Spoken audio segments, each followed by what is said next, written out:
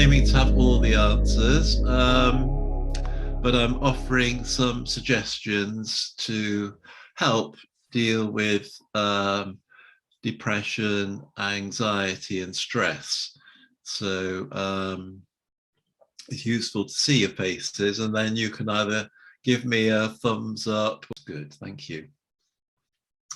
So basically, we're doing a summary in a way of this book, Breaking Through the Darkness, and that's available on Amazon, and also Inspired Stillness, which is the Brahma Kumari's book website. And I'm giving you an overall feel for everything that's in the book, not just to promote the book, but to share with you the essence of it. So if you don't have time to read the book or whatever, you can just follow what I'm speaking about. And at the end of the 3 sessions, each one is being recorded, and each one will be available on YouTube through the Brahma Kumari's Island. So you will be able to catch up on things. And you'll also get a copy of the PowerPoint, because again, somebody mentioned to me, you've got so many points on the PowerPoint that it's hard to keep up with them all. So you don't need to keep up with them all. I will speak to them, and you, if you want, can make a note of any point which seems relevant to you. I probably, if there's anyone out there who's good at PowerPoints and wants to transform it into something magical, full of pictures and points, then, you know, please get in touch with me. I'm a very simple person when it comes to PowerPoint. I just do words. But anyway, there we go. So that's the background to everything. And last week we did the background to stress and anger and depression in different ways. I'll refresh your minds a little bit in a minute. And then this week we're going to do steps 1 and 2 of the 4-step process. And then next week we will do steps 3 and 4. So there are the 4 steps. The first step is to do with the mind-body connection. The second step is thinking positively. The third step is being soul conscious. And the 4th step is connected with the light. So we are doing a spiritual perspective on all of this. And it's important to remember that. And this is to support people who are wanting to know more about stress and anxiety and depression, or actually have it. I'm not a medical expert. I'm just offering insights based on my own experience. You don't have to take any notice of them. It's all entirely up to you. And it's all based on, you know, taking responsibility for yourself. So you can't blame me if anything happens. Not that anything will. Only good things will happen. But anyway, I thought I'd just make that point. Thank you. So we'll just start with a minute of silence then, for those who've just joined us. And we're going to do the diaphragm breathing, which is basically breathing in through the nose, filling the lungs from the bottom to the top, and then slowly releasing through the mouth.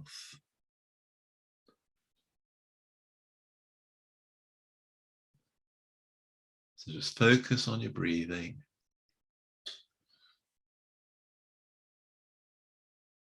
Breathing in, filling the whole of the lungs, holding for the count of 3, and slowly releasing through the mouth.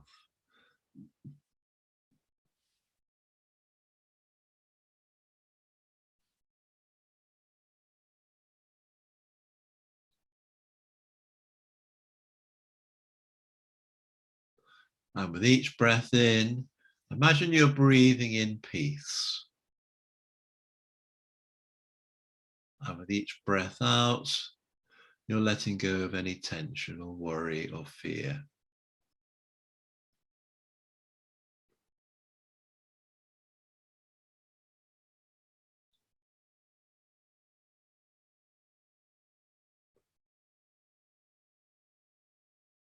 So with each breath in, we're becoming more and more peaceful.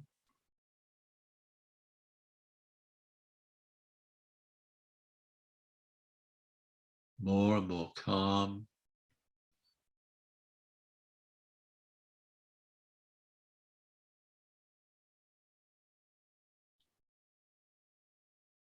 And more relaxed.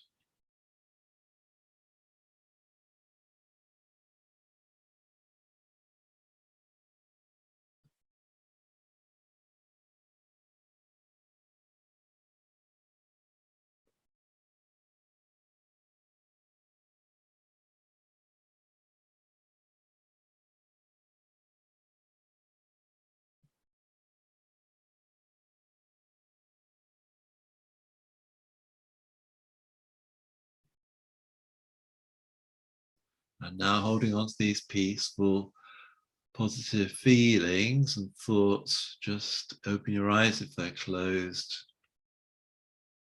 and bring your attention back into the room where you are and look around you and smile.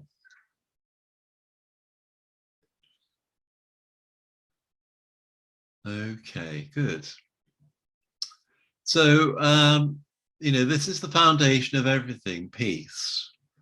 And the Brahma Kumari's understanding of the soul is that we're all originally beings of peace and love and happiness. So on that basis, if we are unhappy, if we are stressed or anxious or depressed, it's a state which we've got into. It's a state which we've acquired over time. It does not belong to us. So it's like baggage that we've picked up, baggage that we've acquired. And therefore, as it doesn't belong to us, and as it is a form of baggage, then, the good news is that we can get rid of it. We can actually let go. We can actually become free from it and return to this original state of Om Shanti. Om meaning I'm a soul, Shanti, peace. And this is a key phrase which the Brahma Kumaris use all the time, Om Shanti. So anytime you're feeling stressed, anytime you're feeling anxious, anytime you start to feel a little bit depressed or whatever, if you can just take a deep breath and say to yourself, Om Shanti,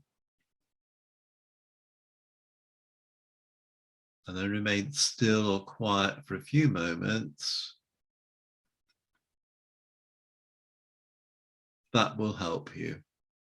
That will remind you that you don't have to be stressed, you don't have to be anxious, you don't have to be depressed. There are alternatives. There are better ways of being. So can I just check, can you hear me okay? Yes, we've got thumbs up, good. All right, good, okay. Yes. Fine.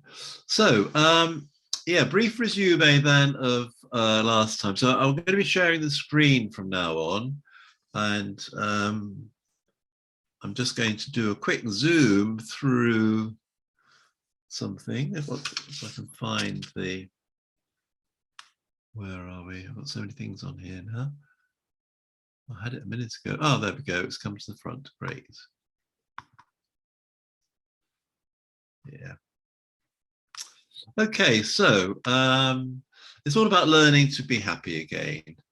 And the overview, was really reminding us that we need to use our spiritual intelligence. We need to be aware that we're more than a body, that there's a being in the body. And as I've already mentioned, this being is innately good and peaceful and happy. So we have been overwhelmed in recent times by different forces and lost our connection with this inner being.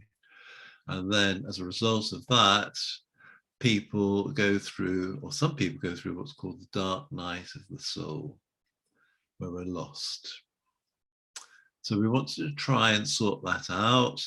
And the foundation really for it all is accepting that we're responsible for our own life, including our negative state of being. If we're always projecting onto others, if we're always blaming others, if we're always feeling the victim, then we're going to feel hopeless, we're going to feel helpless, we're going to feel that there's nothing that we can do to make things better. So if we are stressed or anxious or depressed, we're going to be hoping that a doctor will cure us. We're going to be hoping that a counsellor will be able to sort us out. We're going to be hoping that, a walk in nature will sort it all out. Now, these things can help, obviously, and I wouldn't, denigrate anything like that at all, but it's not sufficient.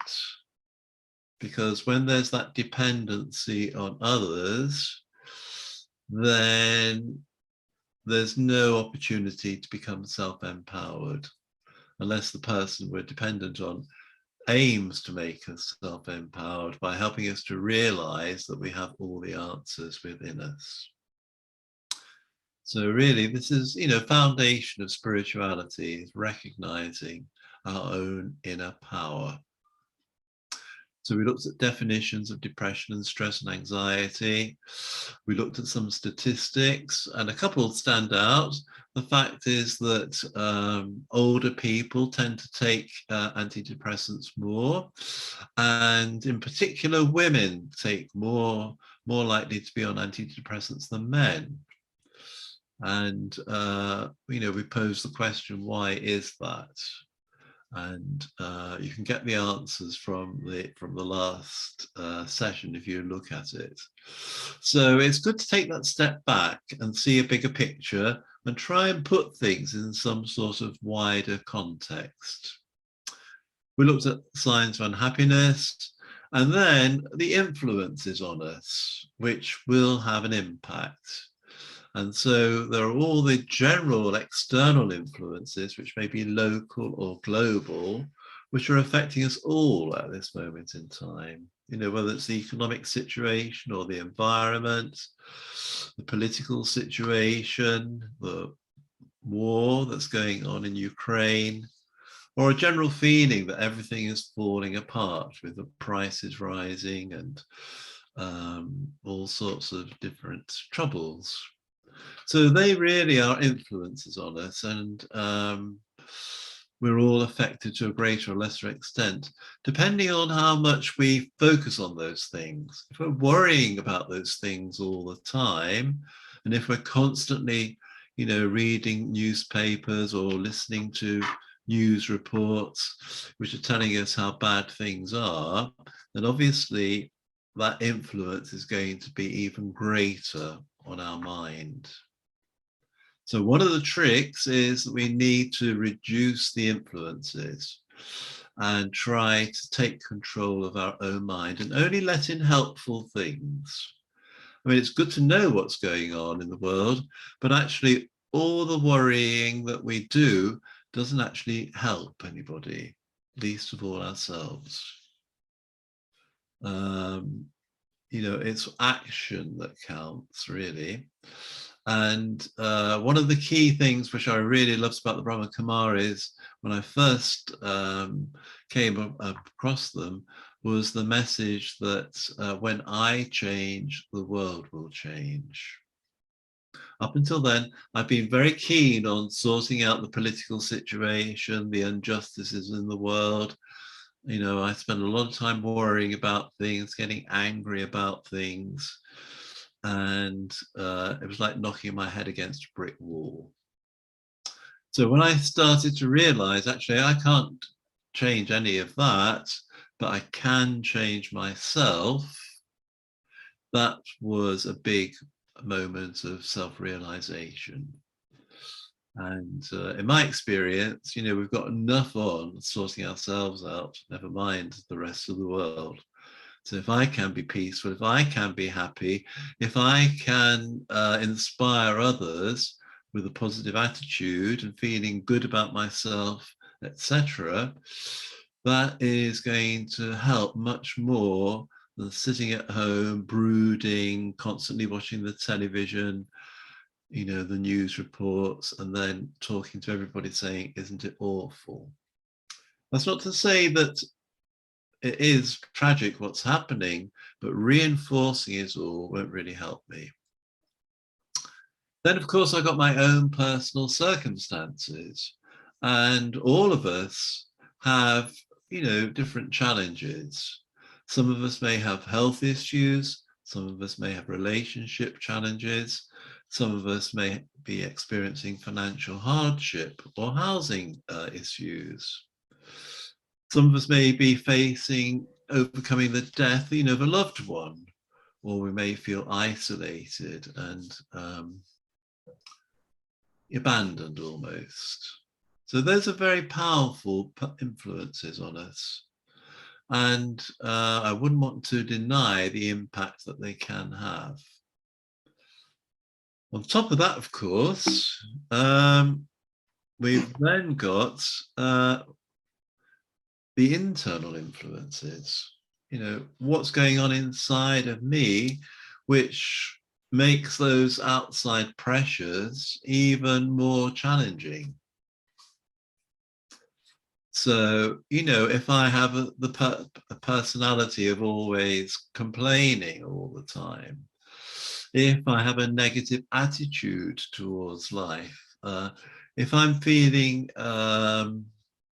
life, you know, is a conspiracy, you know, against me personally, and if I feel insecure and I've got low self-esteem, and also I'm suffering from past traumas, things which really have had a big influence on the soul, then everything's going to reinforce itself and everything's going to drag me down. And in particular, we did look at adverse childhood experiences.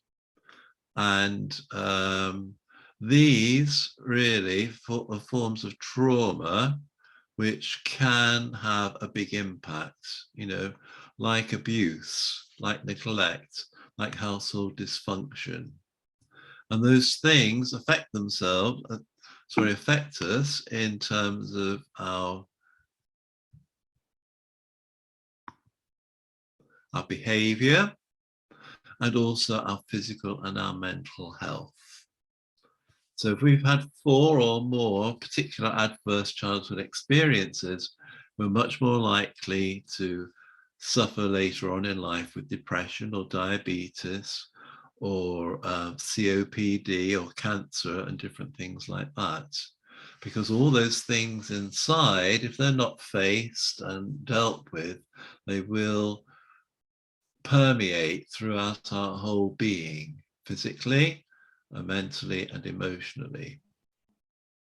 So these are some of the things which we looked at, and you know, we came to the conclusion really that we've got to find a way of satisfying our primary needs, either through other people or ideally through ourselves. We all want to feel valued and safe and significant, cared for, seen and heard. We all want to be accepted and appreciated, respected, treated honestly and fairly, loved and held.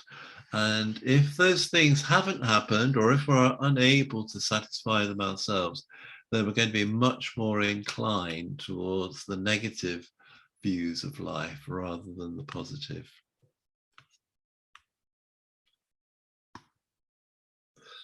So that's a brief summary of everything we did last week.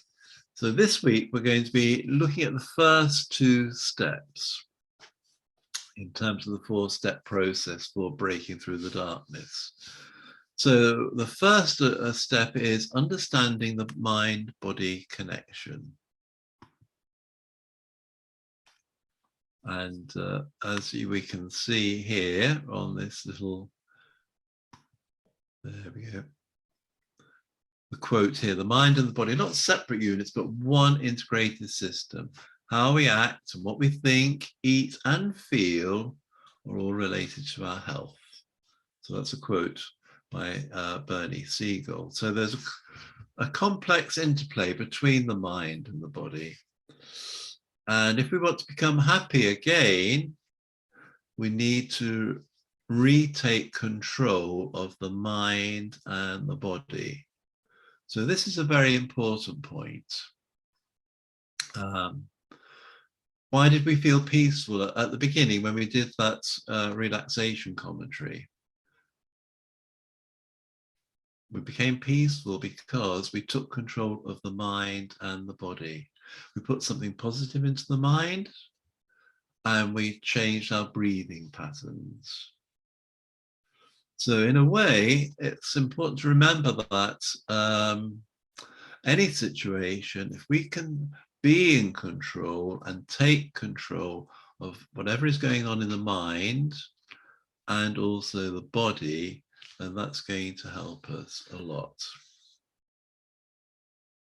And it's useful to remember that the mind cannot focus on two things at the same time. So we've got a choice. Are we going to focus on unhappiness, or are we going to focus on something else? Are we going to focus on being happy? Are we going to imagine ourselves breaking through the clouds of darkness and coming into the sunshine, into the light, into peace, into happiness? And really, this is a choice. All of this is a choice. And the choice is based on awareness, and it's based on knowledge.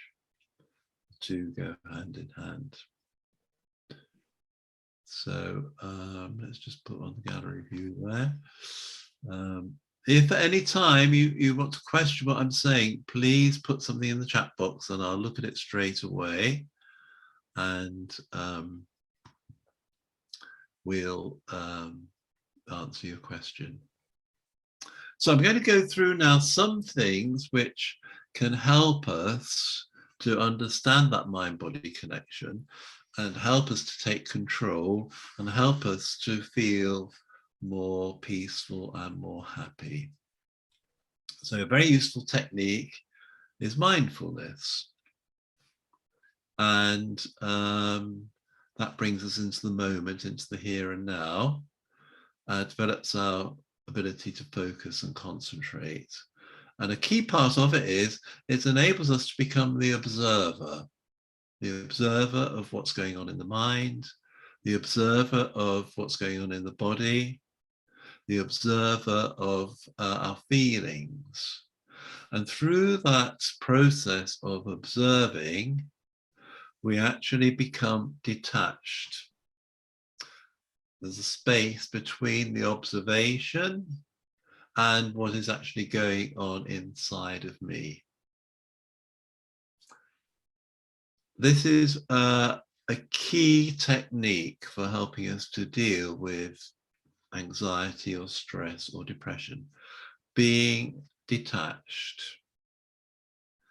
Not in a cold way, but in a loving way. Just being the observer and questioning is all. That's interesting. Why is John feeling like that? What could John do to make things different? And it opens up possibilities then. Because if we're attached to anything, then it's going to be much more difficult to deal with it, you know.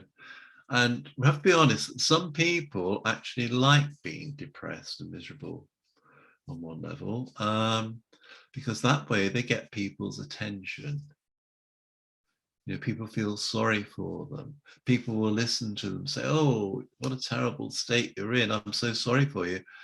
And in some ways, that makes the person feel more valued. It makes them feel heard. It makes them feel someone is listening to them, and they enjoy the attention that they're getting. But it's not actually empowering them. It's trapping them in a circle which carries on going down and down. So if you can practice mindfulness, that will definitely help you. First thing in the morning is a good time to spend a few minutes in silence, just observing what's going on inside of you in a non-judgmental way. This again is vital. If you start thinking, how could I think like that? Isn't it awful? You know, I'm such a horrible person. You're going to make things worse rather than better. So you observe the feelings. I observe I'm feeling really angry. I observe, like, you know, in the past, I would say I've hated myself. I've observed those feelings, but actually at the time, I wasn't practicing detachment. So I actually identified with those feelings and I dragged myself down. So, you know, very importantly, if you can stop that happening to you, break that link, then that's going to help you a lot. So there's a nice thing which comes from a book called The 7 Habits of Highly Effective People by someone called Stephen Covey. It's been around a long time. And this book, you know, is a multi-million seller, but it actually is based on some understanding of spirituality. And because Stephen Covey was a Mormon, he's now no longer with us, but he had a religious background and he did sort of have a good intellect. And for him, sharpening the saw, it was about renewing different aspects of yourself. And he mentions it in the form of a little story. There's a man, you know, sawing a log, and he's working away, getting absolutely nowhere. And then somebody comes by and says, "What are you doing?" He says, "I'm trying to saw this log into pieces, but it's impossible. I've been working all morning, nothing's happened." And the passerby said, "Well, why don't you sharpen your saw?" And I think that's a lovely little story. And it applies to us, you know, if we can take time out to sharpen up different aspects of ourselves, then we'll be able to deal with all those influences we've already mentioned much more effectively. So there's the physical sharpening. So, you know, understanding that fight or flight reaction. Anytime, you know, we get stressed, we're triggering off that reaction inside us, where adrenaline starts pumping around our system, our breath becomes shallow, cortisol's injected into our bloodstream, which thickens the blood. And at the same time, of course, you've got muscle tension on your arteries and your veins and things like that. So the arteries and the veins are actually being squeezed or narrowed, and at the same time you're trying to put thickened blood, push thickened blood through those veins and arteries. And of course, that's going to put a lot of stress on the body. And if we do keep on doing it, we're going to end up with different sorts of medical conditions. So very important, actually, you know, if we can stay calm and stop that fight or flight reaction happening in the first place, we're going to have a much better chance of dealing with all the challenges around us. So again, and the way to do that, of course, is the Om Shanti, staying in peace, staying calm. The other things that you can do, which will really help to release endorphins, and that endorphins make us feel good. And one way of feeling good is by exercising regularly. And this will release endorphins, which will, you know, have an impact on the mind. It's where the mind-body connection comes in again. So quite often when we're miserable and stressed and anxious and depressed, the last thing we want to do is any form of exercise. And we become very lethargic, very heavy, drained of energy, just want to, you know, stay in bed all day. And of course, if we do that, we're storing up problems for the future in terms of, you know, our muscles. We're storing up digestive problems, etc., etc. So very important to make sure you get out of bed, at least do that. Have a shower. I mean, these are such basic things, but It's amazing. Water has a very cleansing effect. It freshens you up. It makes you feel good.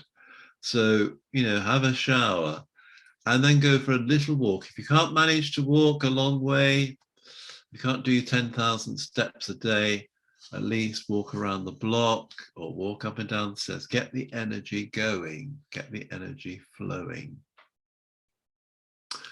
And then there's the importance of eating well and drinking a lot. So we need to drink, ideally, 2 liters of water a day. Avoid the sugar, avoid all the processed foods, especially processed flour, salt, sugar, and rice. Those particular foods, will produce, if they're processed, they will produce a lot of acid in the body, and that's unhealthy. And actually, cancer in particular thrives in acid. So we don't want to get cancer. We don't want to encourage things like that. So we need to, have a healthy diet. The less meat you eat, the better, because red meat is linked with cancer. Meat has a lot of antibiotics in it, which will have an impact on the body. Meat also has a lot of stress and tension in it, because the animal that we're eating will have been killed in a state of fear. So we're actually on one level, of vibrational level, we're filling our bodies with fearful, tense energies from the meat. So again, that's very important. And then we've got, sleeping well. So I think I've mentioned quite a lot there already, but so watching your diet includes reducing the comfort foods, eating more fruit and veg.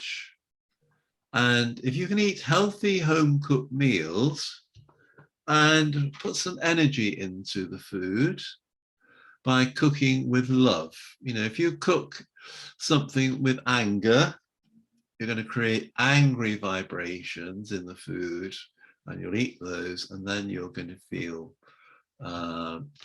even more stressed and tense than you are. So yes, just to cook the food with love, cook the food with peace. And the Brahma Kumaris actually offer the food to the divine and get extra energy into the food. So that again will lift our mood. And it's surprising, actually. I don't claim to always offer the food that I cook, but when I do, I notice the difference. The food tastes better and I'm energized more afterwards. So these are very simple, practical things which will help to alter your mood and help you to feel better. Sleeping better, there's lots of different things you can do here. Again, it's important to have a can-do attitude. It's important to look for solutions. It's important to examine how you're spending your time and see whether you could improve things. So, for example, never watch the television in bed. Your bedroom is a place for rest. Your bedroom is a place to generate peace, so you can have a relaxing sleep.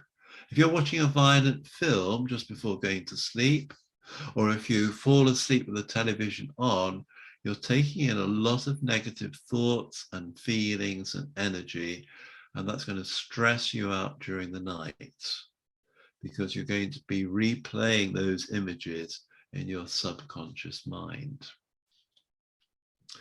It's much better then to prepare yourself for bed.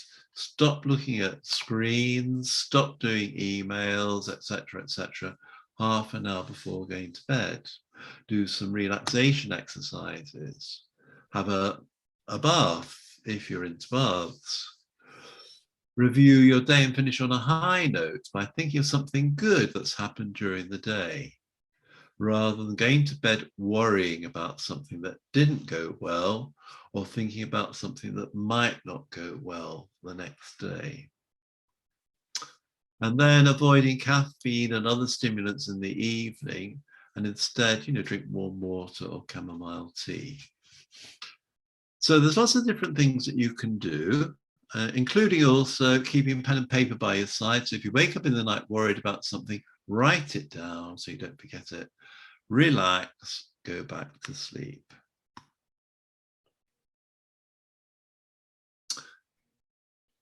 So just for a moment or two, think of 3 ways in which you look after yourself at the moment, physically.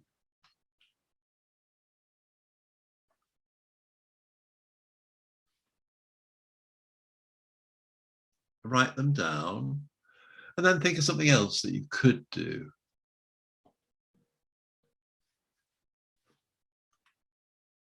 To sharpen your saw, your physical saw.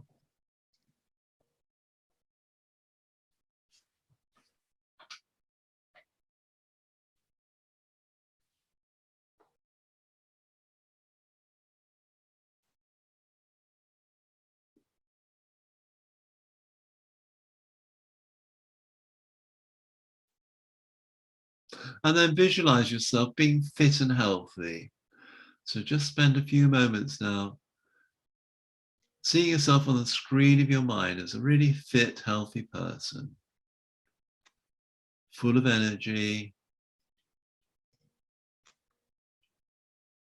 walking around with energy, smiling, getting things done in a nice, orderly, peaceful way.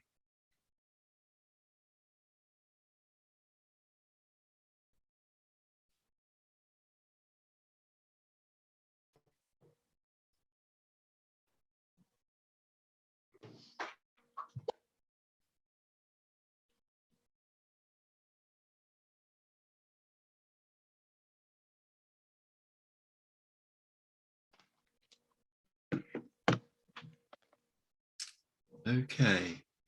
So again, it pauses for thought every now and then throughout the day, breaking up the tension, stopping it, like taking air out of an overinflated tire. All helps to keep us calm, keep us positive, keep us happy.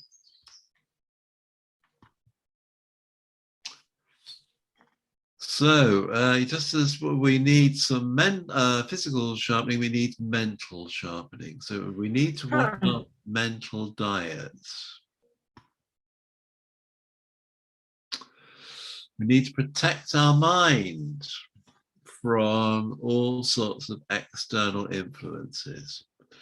So little things you can do, you can, reduce your use of mobile phones and laptops, unsubscribe from some social media accounts, listen or watch the news once a day rather than every hour, and then counter all those other negative fears and worries, and that by reading uplifting and inspiring books or articles.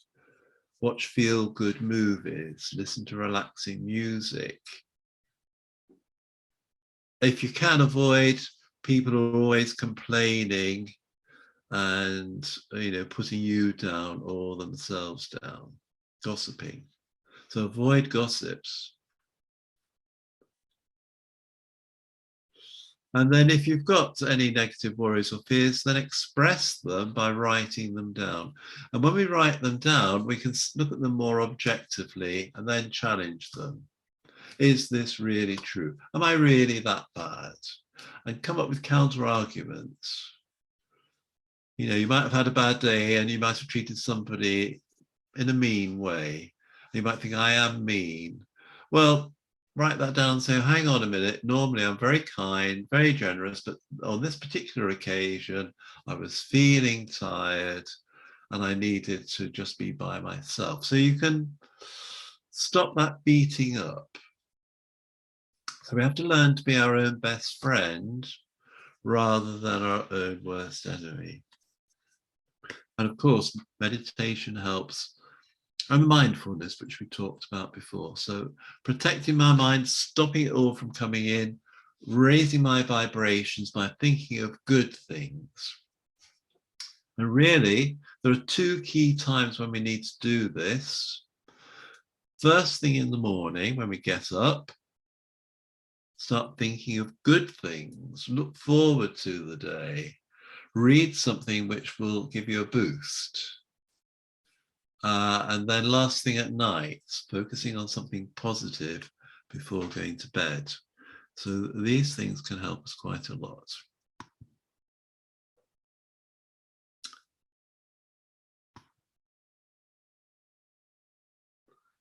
And then, of course, there's the social and the emotional sharpening. So, you know, we are social animals. We do need to express our feelings. So, again, it's important to do your best to connect with others. And the best form of therapy, the best help you could possibly get is to find someone you can trust, someone who will listen in an unjudgmental way and give you an opportunity to just express your thoughts and your feelings, and then release all that pressure inside, all that negativity, all that anxiety. They don't have to say anything, they don't have to agree with you. It's important not to reinforce it. It's important that the person is empathetic rather than sympathetic. That's a big difference. If someone is sympathetic, they're going to say, oh dear, you poor thing, isn't it awful? If they're empathetic, they will say something like, I see where you're coming from. I can understand why you're feeling like that, but they're not putting you down, they're trying to lift you up. Very important to ask for help. Go to the doctor, ask to see a counsellor, phone the Samaritans if necessary. And then beyond that, actually, to sort of try and start reaching out and giving rather than taking. When we're depressed in particular, our world becomes very small and we withdraw and we're focusing down on ourselves. And if we keep on doing that, we drag ourselves down the hole. So we need to start reaching out. We need to start valuing friends and neighbors and appreciating the things which we have in our life. We'll talk about that more in a minute. Maybe develop a hobby. Join communities of other people, you know, who have similar interests to yourself. Sport is wonderful for this. You know, join a football club, either to watch or to play or both. Sewing now and knitting, they're becoming big things. There are sewing and knitting clubs all over the place where you get together, you sew or knit with other people, and you're so busy focusing on what you're creating, you don't have time to worry, you don't have time to criticize yourself or pull yourself down. And then again, voluntary work, you know, can be very helpful. If one day a week working in a charity shop or whatever it is you feel pulled to do. These things will take you out of yourself. We need to be taken out of ourselves rather than just focusing on ourselves. And then if all else fails, get a dog. Dogs are wonderful. Dogs, you know, you have to take the dog out, or in fact, if you don't take the dog out, the dog will take you out for a walk. And a dog is always happy to see you. It wags its tail, makes you feel good just looking at a dog. So, you know, some of these things are very simple and practical, but they can make a big difference. And I say it's important to remember it's not all about me. You know, we have to go from me to we, because we're beings of love. We're beings, you know, we're beings people. We want to connect, we want to give, we want to share. So when we're feeling miserable or depressed, it's a sign actually that we've gone off course. It's a sign that we've withdrawn or disconnected from that positive aspect of ourselves.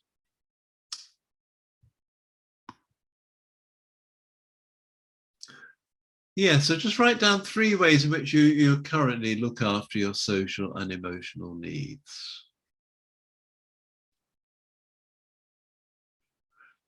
And then what else could you do to sharpen the social and emotional aspect of your soul? So 3 things you're already doing, an extra thing you could do.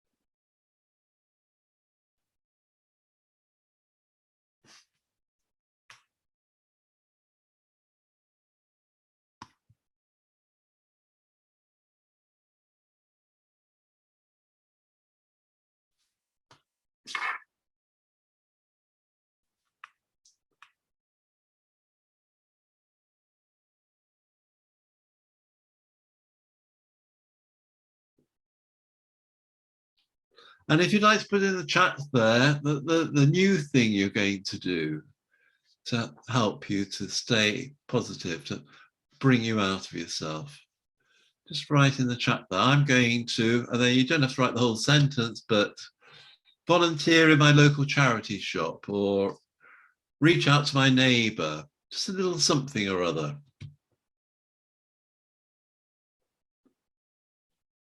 If anyone would like to share.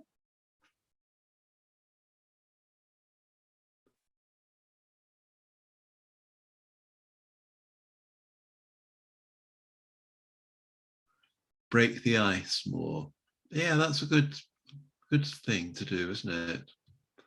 Rather than waiting for somebody to talk to me first, to say, hello, what's your name? And then start a conversation. Very good. Would anyone else like to add anything? Take up a hobby. Right, so you can go back in time and think, what did you used to enjoy doing at school before you got busy with work and that? In your ideal world, what would you like to study, or what would you like to do? It could be walking, going for a walk, hiking in the mountains, or fishing, or all sorts of different things. One more? Would someone else like to add something?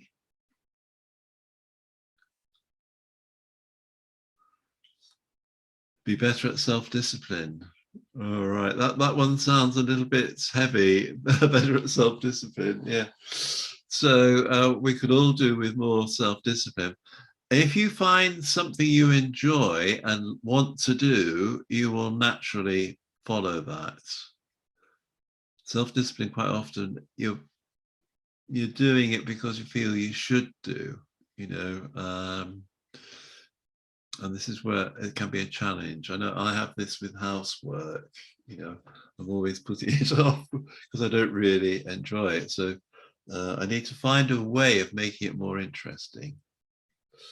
Okay, thank you anyway for sharing there. So we'll go back to the screen.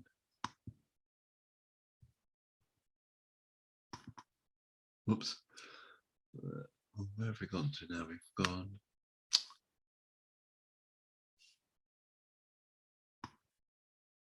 There, yes, okay.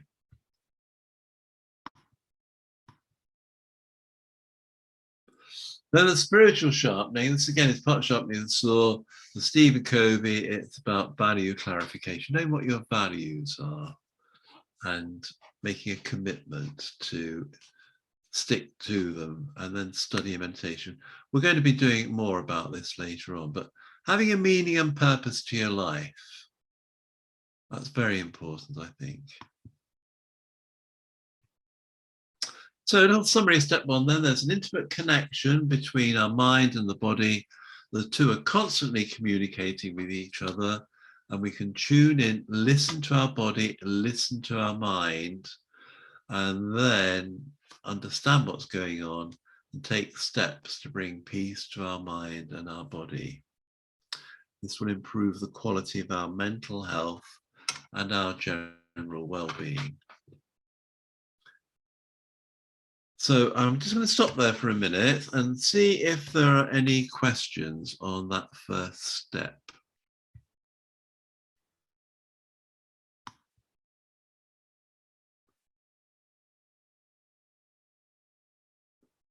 Anyone got any questions? Was that quite clear? Understanding the connection between the mind and the body and the way the two interact, and the importance of sharpening the sword, the four aspects of ourselves. Was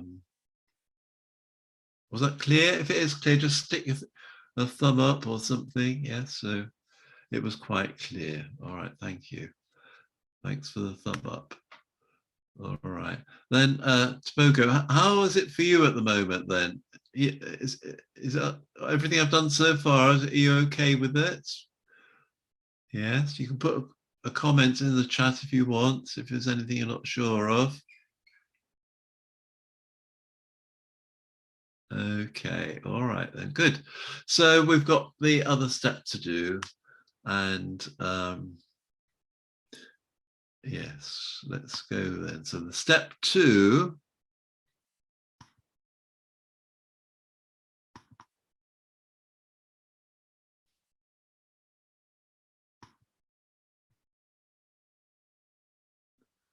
is very, very important. And it's about thinking positively.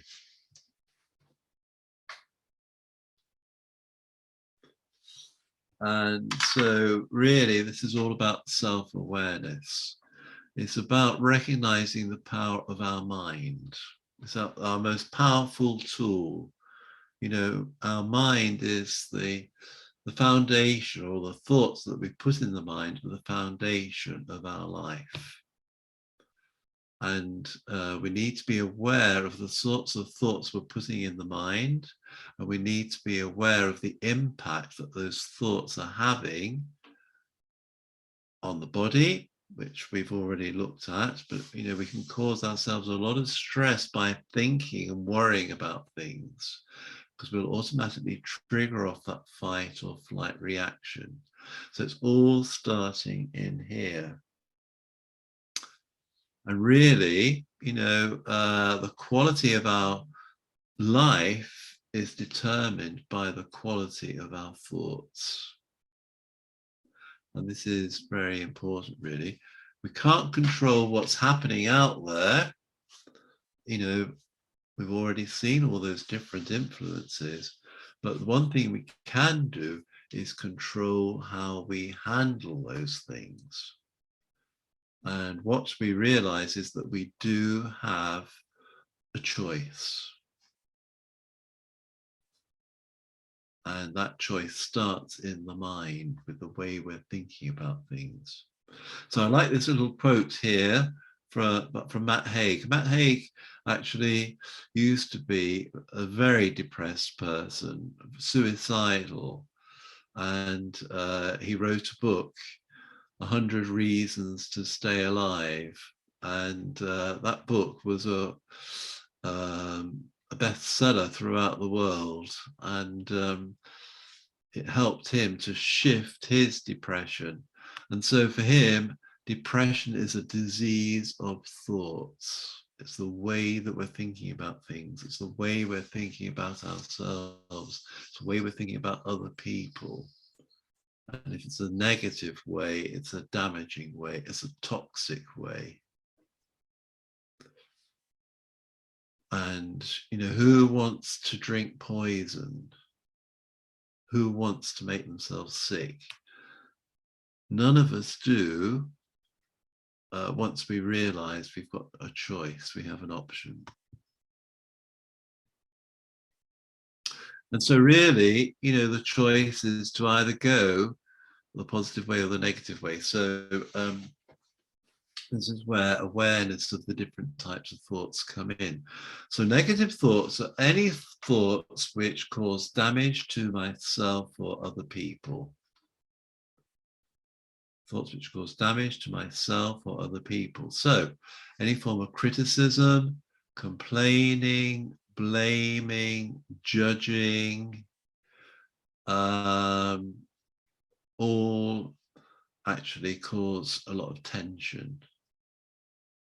They make other people feel bad if we're judging and condemning others. And you can be sure that if we're judging and condemning others, it's a reflection of what we're doing to ourselves. So if I'm judging myself, condemning myself, blaming myself, putting myself down, I'm much more likely to do that to other people. All the isms, the sexism, the racism, the nationalism, the homophobia, one religion thinking it's better than another, these are all forms of negative thinking. Then if we think in that sort of way, then we're much more likely to have a negative attitude. We're much more likely to be focusing on the problem, thinking, oh my God, isn't this awful? So we're going to feel a victim, and the underlying emotion of a victim is one of fear of what's going to happen. And, you know, our mind explodes into all sorts of possibilities. This could happen, that could happen. And we can spend a lot of our life worrying about things which actually won't happen and don't happen. So worry is really a huge waste of energy. But if we're in this negative way of thinking, we will actually spend a lot of time going down that road, down that track. And then we're going to end up having a pessimistic attitude. And we're not to blame for that. There's no blame in any of this. This is the foundation of modern life. This is the foundation of the media. This is the message we're picking up all the time from relatives and friends, quite often. And the media, the first thing the media do is blame somebody, find somebody to blame. You know, governments will blame others, you know, at the moment we're blaming the unions, you know, the railway unions in the UK because they've gone on strike. We're not looking for the causes or the solutions, we just want to blame. Makes us feel better, and you know, we can scapegoat the people who are on strike and think it's all their fault. But actually, you know, if we take a step back, there's more to it than meets the eye, isn't there? Inflation rate is 11%. People's wages have been going down for many years, and they're finding it very hard to manage. So, you know, if you look at things with a bigger picture, you don't want to complain or blame. You want to actually understand and maybe support in some way. So when we go down this route, we end up sad. We do feel sad. We feel stressed. We feel anxious. We feel depressed. So it's no way to live a life. Now, if we are aware of positive thoughts, that will help us a lot. So recognizing that positive thoughts bring benefit to myself and to other people. So they uplift us, they inspire us, they raise our energy levels. So seeing the best in every situation, looking for the best in every situation, looking for the best in people, rather focusing on my strengths rather than my weaknesses, focusing on my achievements rather than my failures, looking for solutions rather than concentrating on the problem. This way of looking at things will make us more proactive. It will make us feel empowered. And when we are empowered, the energy underneath won't be one of fear, it'll be the opposite of fear. And the opposite of fear is love. Love as a positive dynamic energy. So I love myself, I love my life, and I want to make my life even better. So the underlying attitude will be one of optimism rather than pessimism. And if I carry on going down this route, then rather than feeling sad, I'm going to feel glad, happy. And that glad actually stands for giving, loving, accepting, and being detached. So we've already talked about detachment, how that breaks the link and it gives us space to look at things differently in a better way. When the detachment by itself is cold and indifferent, we so don't want to be cold or indifferent to our own suffering or anyone else's. So when we combine it with love, and love is having good wishes and pure feelings for ourselves and others. So we detach, we see the bigger picture, and then we have good wishes for everyone in that situation. We have good wishes for the people who are on strike. We have good wishes for the people who are experiencing the effects of the strike, those who find it hardest to get to school or work. We're not judging or condemning or blaming. We're just giving, and we are hopeful.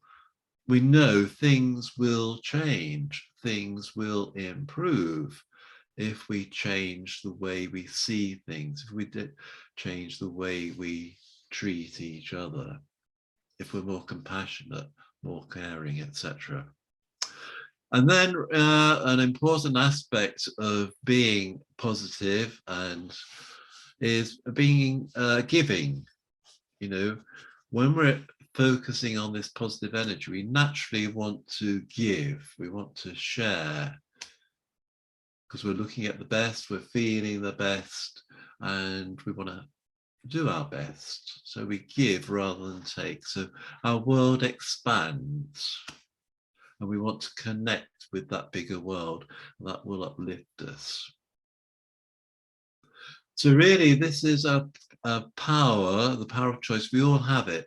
But unfortunately, in our society, which is geared to competition, geared to individualism, geared to making us feel dissatisfied and unhappy with what we've got, because that's the foundation on which the consumer society works. It makes you feel bad about what you've got. It makes you feel dissatisfied. I don't look good enough. I'm not pretty enough.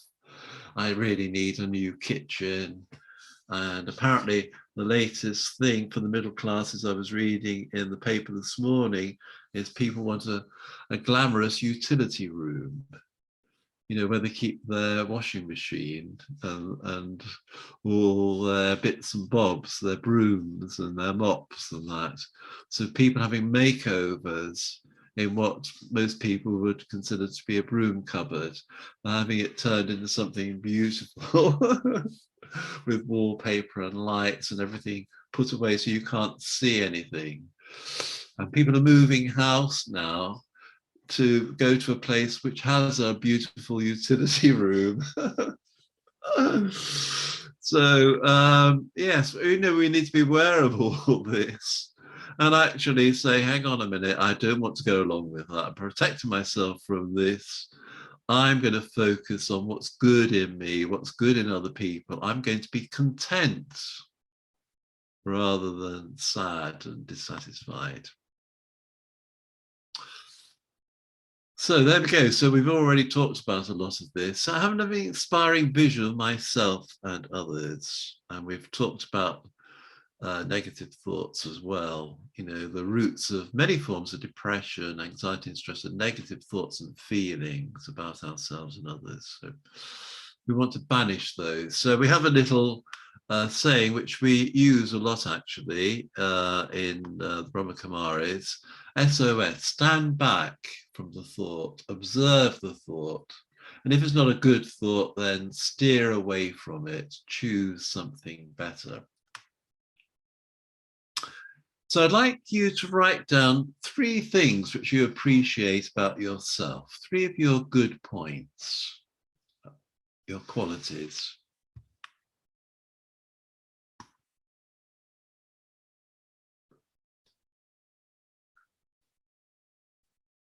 So you're kind, gentle, generous, friendly, whatever it may be.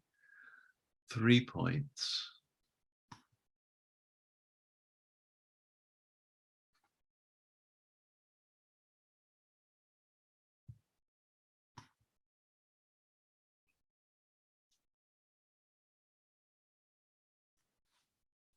And these you can turn into an affirmation. Choose the best one, the one you like most, or, you know, the best quality that you have there.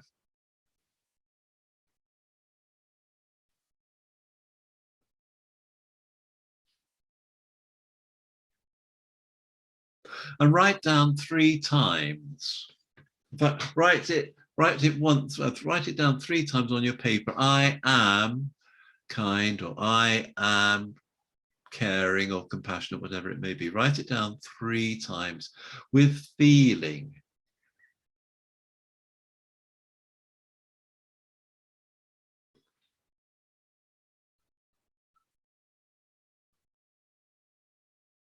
And notice how it lifts your mood. It makes you feel good.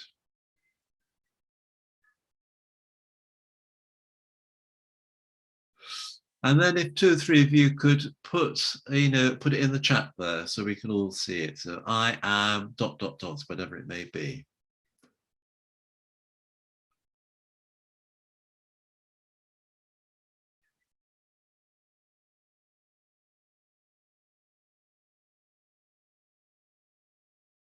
I am light. Woo. Well, you can take that one on different levels, can't you? That's a nice one, isn't it? I am light, I'm happy, I'm at ease. So would someone else like to? Right, I am funny. Oh, well, that's good. Yes, you see, look, you're smiling just by writing it down there. You've got a big smile on your face. Right, and one more, please.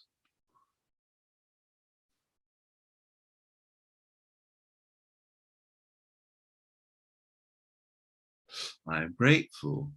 Yes, great, good.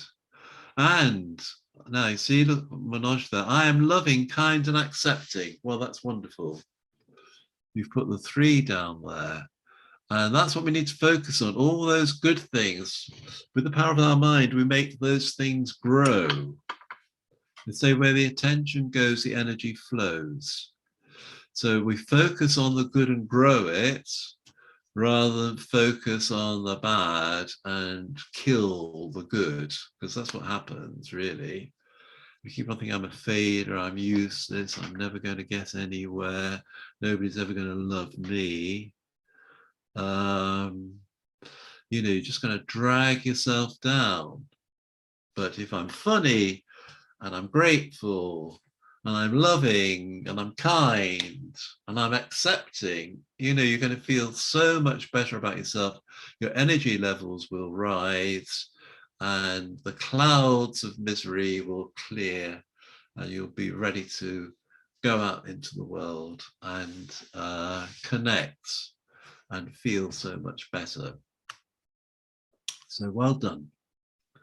So we'll go back to the screen again now then. And where are we?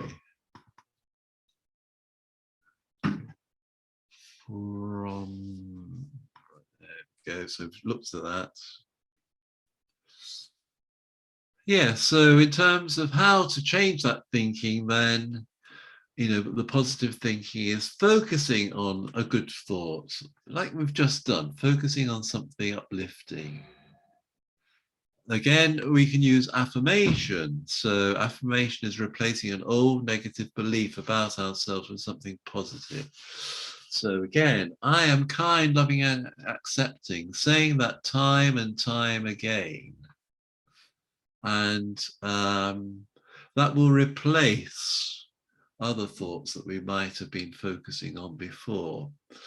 So we need to do any of these practices for a minimum of 21 days. If we want to change an aspect of our behavior, we practice the new way on a regular, consistent basis for 21 days.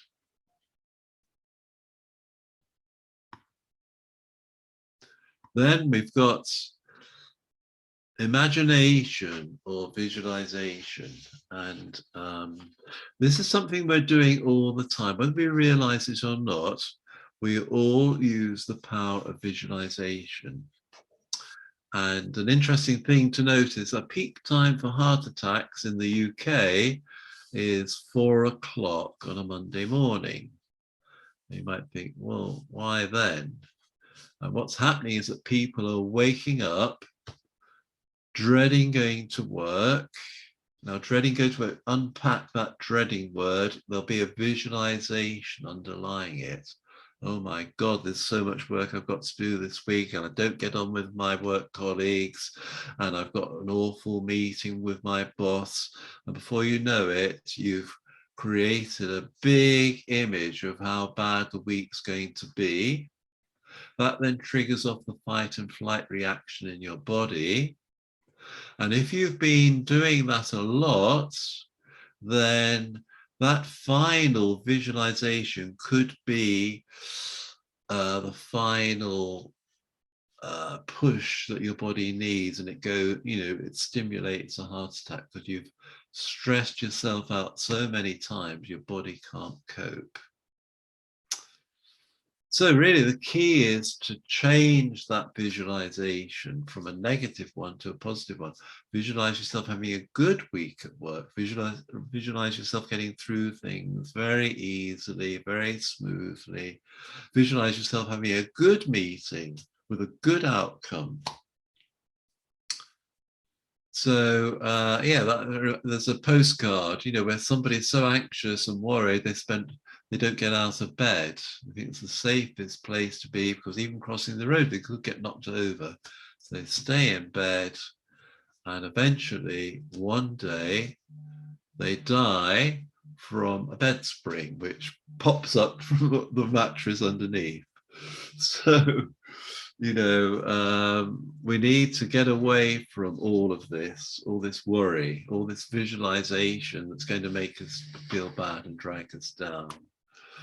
And then, of course, another good thing to do is the meditation, which we've been doing bits of now, where you focus on something positive, you reinforce it, you feel it, and you become it. So there's lots of methods to help us to change our thinking. And one of them is when you notice you're focusing on something, worrying about it, just put a full stop. So I'm not going to think about that anymore. Stop it. And if you look on the Breaking Through the Darkness website, there's a nice little video called Stop It, which is very entertaining. So I recommend you have a look at that, breakingthroughthedarkness.org, and you'll come across under the resources, there's uplifting or inspiring videos. So go and have a look at that, and it will give you a smile at least. Another thing is to change expectations into hope. So a lot of stress, a lot of anxiety and depression is based on having unrealistic expectations of other people or of life. And really, if you have any expectations outside of yourself, you're really trying to control other people. You're expecting people to be nice to you. You're expecting people to be understanding when you're not feeling well. You're expecting people to run around looking after you because you're having an off day. And if they don't do what you want, then you get upset. Then you feel bad. Oh, nobody loves me. Nobody's told me today how good I am. So expectations cause lots of problems. So the solution is to change expectations into hope. You hope people will be understanding and kind. You hope your work colleagues will treat you nicely. You hope you'll still have a job at the end of the week or the month, rather than expecting to be sacked, instantly, or whatever it may be. And then again, develop an attitude of gratitude. I've mentioned this a bit already. But if you start focus, rather than thinking about yourself, start seeing that bigger picture and write down 50 things you're grateful for in your life. You might say that's impossible. You may not be able to only think of one or two. Start with the 1 or 2 and then build up from there. There's so much to be grateful for. In fact, you've got a roof over your head, a bed to sleep on, clothes to wear, you're able to walk, you're able to talk, you're able to see, hear, whatever it may be. Even somebody who is, dying of cancer can use this technique, because there are things to be grateful for. The fact that you've got food to eat every day, that you're receiving medical treatment, that your friends are coming to see you. There's always things to be grateful for, and this will inspire you, uplift you, make you feel better. Because again, where the attention goes, the energy flows. Just going back to that point again. Where am I putting my energy? Very important. Where am I putting my thought power? Where am I putting my feelings? So again, appreciating yourself, and I've gone one step too far there, sorry. Appreciating yourself and everything in your life. And then, of course, using positive, proactive language. So I will, right? Never use the word try. Try is a lie. Avoid the word not, because the subconscious doesn't recognize the word not. So if I say, I'm not going to get depressed, your subconscious will pick that up as you saying, I am going to get depressed. So rather than have a negative, turn it into positive. I'm going to stay happy. I choose to be happy. I will be happy. I am determined to be happy. So I use invigorating language that raises my morale, raises my willpower, inspires me to overcome the obstacles which I may be facing at this moment in time. Another one is checking out your beliefs. Beliefs are things which we picked up as children from those around us, parents, teachers, and other people. And some of those beliefs are very limiting. They put us down, they stop us from exploring life in a more positive way. So, one is, for example, happiness never lasts. So if you believe happiness, all right, thank you. Yeah, I'll tell you when we stop, because we're going to go over by a few minutes maybe. But if you believe happiness never lasts, you're never going to bother looking for it. So that's a good example. One which I only discovered fairly recently, my mum was always saying it to me, was if anyone's nice to you, it's because they want something from you. Now, if you just analyze the impact that that can have on your life, so in other words, you're not worth helping just for your sake, your own sake. It's because people want something from you, money or a favor or whatever. I mean, it will make all your relationships quite uneasy. So we need to root out these beliefs. So if you've got any beliefs which you're living your life by, which aren't supporting you and helping you, then it's important really to let them go. So these are different ways which we can check and change and improve what's going on in here. So thinking positively is a crucial step. So a brief summary, and then we'll go to, I notice there's a question in the chat, so we'll come to that.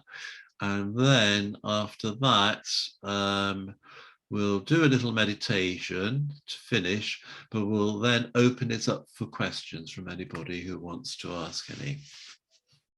So in other words, the summary is, the way we think about things has a huge impact on our health, either lifting or crushing our spirits, depending on the type of thoughts we create in our mind.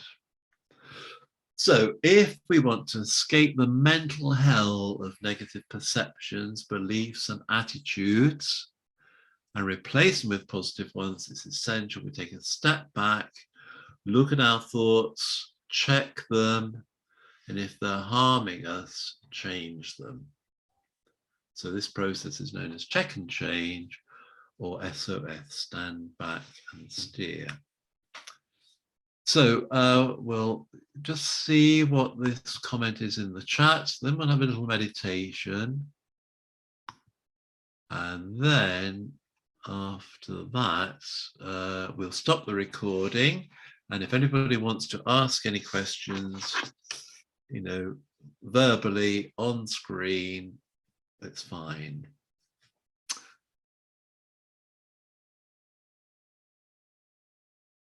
Right, so here we go. We've got a good question here. Why is it that even though I know my choice, at times I don't have the power or the drive to take up the right choice? Okay, so yes, there's the theory and there's the practice with these things, isn't there? And if I would recommend actually you spend some time in silence asking yourself the question, what's holding me back? What's stopping me? And I would say there's probably likely, you know, the answers will come to you because we have all the answers inside us if we give ourselves the time to stop and reflect and ask.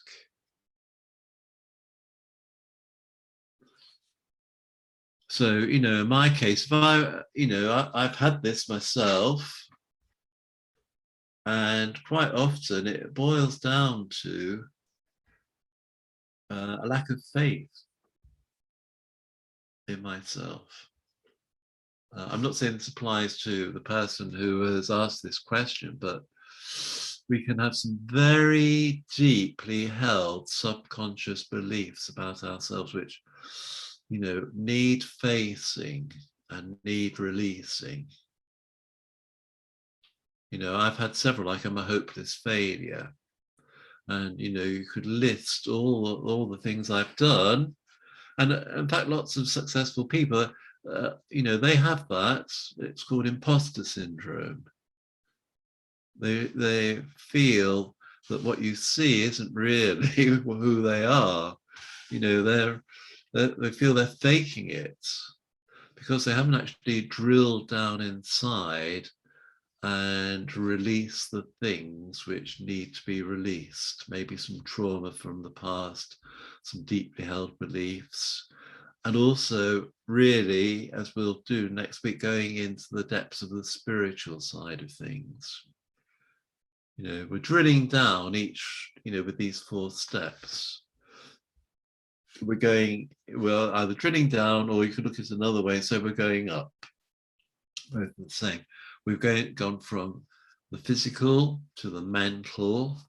Next time, the step will be the spiritual, and then there's connecting with the light. And by the time we've finished, you'll have a, you know, better overall view. It's a multi-dimensional approach and holistic approach, and we're halfway through it. But for me, it's, you know, the lack of power. I could be working too hard. That's the other thing. I could be exhausted. You know, like I mentioned last week, I ended up having 6 months off work with stress and depression because I'd run out of all the energies, the mental energy, the physical energy, the spiritual energy, the emotional energy. I was drained. So if you're drained, you've hardly got enough energy left to pick up a glass and, you know, have a drink of water even. So you have to look at it from all sides. And in my case, one of the causes was I couldn't say no to anybody. I didn't have the courage or the confidence to say no and put down boundaries. And if we can't put down boundaries, our life will never be our own. We'll always be people pleasing. And, you know, I think I mentioned that last time, you drill down inside. And for me, it was low self-esteem, thinking I was worthless and useless. So you try to avoid being reminded of that by going around and pleasing everybody. So everyone thinks you're really nice. what a wonderful person. He always helps out. She always, you know, gives me nice presents, and she's always there for me whenever I ask, you know. And so, you know, we drain ourselves. So I hope that helps, that explanation. To just sit back, relax, do the slow, deep, gentle breathing.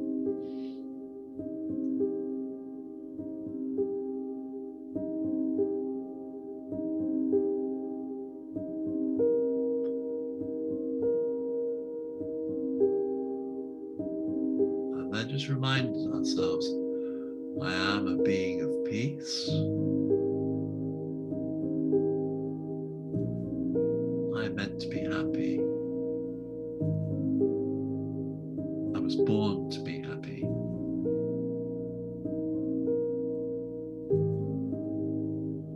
Happiness is part of my original nature. But along the way, I've picked up some negative ways of thinking. I've picked up negative beliefs. I've had experiences which have made me unhappy.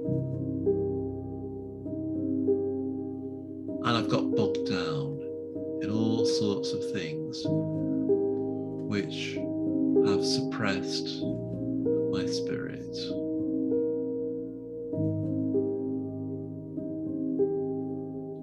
So now is the time to reconnect with my happiness, reconnect with my peace,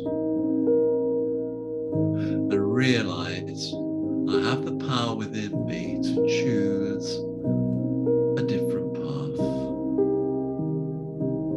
I have the knowledge and the awareness to create a new way of thinking, a new way of being, which will enable me to live a happier, stress-free, worry-free life.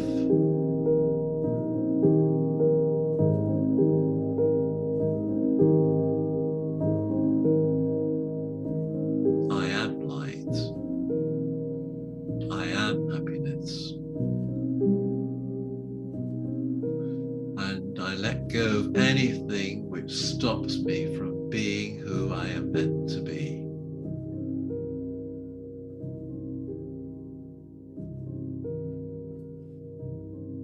And on the screen of your mind, see yourself as a happy person. See the smile on your face. See the twinkle in your eye. See yourself skipping down the road, enjoying life, enjoying nature, enjoying just being.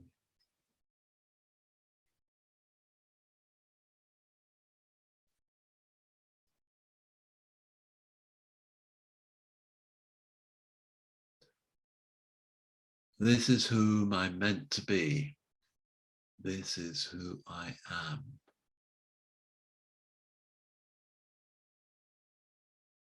A being of happiness and light.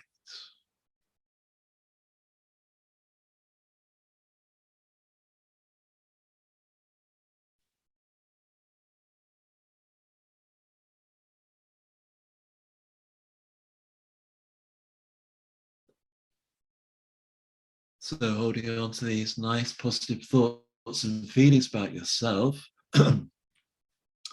just open your eyes, look around you and smile.